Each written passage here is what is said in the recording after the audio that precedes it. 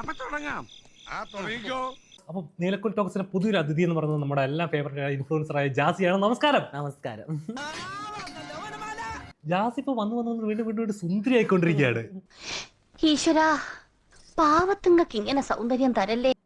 ശരിക്കും എന്താണ് ഇതിന്റെ സൗന്ദര്യത്തിന്റെ രഹസ്യം? എന്താണ് ഓരോ ദിവസം കൂടി വന്നോണ്ടിരിക്കുകയാണല്ലോ. നമ്മൾ നന്നായിട്ട് ഹാപ്പിയായിട്ട് നടക്കാത്രേ ഉള്ളൂ. പിന്നെ എനിക്ക് പൊതുവെ ഇപ്പൊ എനിക്ക് കുളിക്കാനും നനയ്ക്കാനും പറ്റിയതുകൊണ്ട് എന്റെ കാരണന്മാര് കാണാൻ കൊള്ളാവുന്നതുകൊണ്ട് അവരുടെ ഒരു കോലവും രൂപവും എനിക്ക് കിട്ടണു.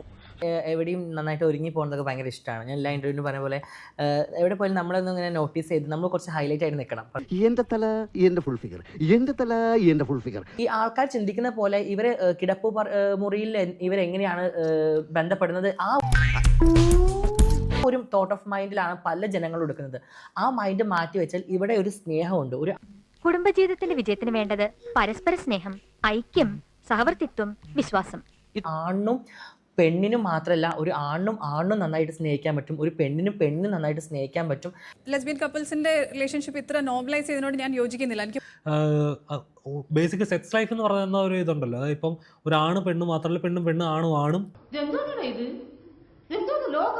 എനിക്ക് പേടിയാവുന്നളിയാ, എനിക്ക് നാട്ടിൽ നിൽക്കാൻ തന്നെ പേടിയാവുന്നു. അപ്പോൾ സെക്സ് എന്നുള്ളത് നമ്മുടെ ചോയ്സ് ആണ്. അതെ അതെ, അത് തന്നെ, അത് വേണമല്ലോ. പിന്നെ അല്ലേ? തീർച്ചയായും എല്ലാവരും ലൈഫ് ഒരിക്കലും നിങ്ങൾ സെക്സുമായിട്ട് കണക്ട് ചെയ്യരുത്. അത് സെക്സ് ലൈഫിലെ ഒരു പാർട്ടല്ലേ, പാർട്ടാണ്, അല്ലാണ്ട് ജീവിക്കുന്ന സെക്സിനാവരുത്. ഒരു ശീലാവധി അല്ലല്ല. ഒരു അതല്ല ഞാൻ പറഞ്ഞത്. വായു ജലം എന്ന് പറയുന്ന പോലെ തന്നെ മനുഷ്യന് ആവശ്യമുള്ള ഒന്ന് തന്നെയാണ് സെക്സ്. ഇര തേടുക, ഇണ ചേരുക എന്ന പ്രക്രിയക്ക് വേണ്ടിയിട്ടാണ്. ആണ്. ഓക്കെ, ഇപ്പൊ ഒരു മിനിറ്റ്, നമുക്ക് എന്താണ് ഫുഡ് വേണം, വെള്ളം വേണം, വായു വേണം, ഒക്കെ വേണം. നമുക്ക് സെക്സിലാണ് ജീവിക്കാൻ പറ്റില്ല.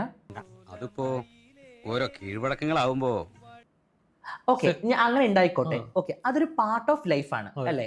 അല്ലാതെ ലൈഫിൽ ഇമ്പോർട്ടന്റ് ആയിട്ടൊരു കാര്യമൊന്നല്ല അത്. പ്രകൃതി നിയമങ്ങൾക്ക് കുറച്ചൊക്കെ നമ്മൾ വഴങ്ങേണ്ടതല്ലേ? വഴങ്ങരുത്. ലൗകികമായ തൃഷ്ണകളെ നമ്മൾ അതിജീവിക്കണം. തൽക്കാലം ഇത്രയും മതി. വരട്ടെ.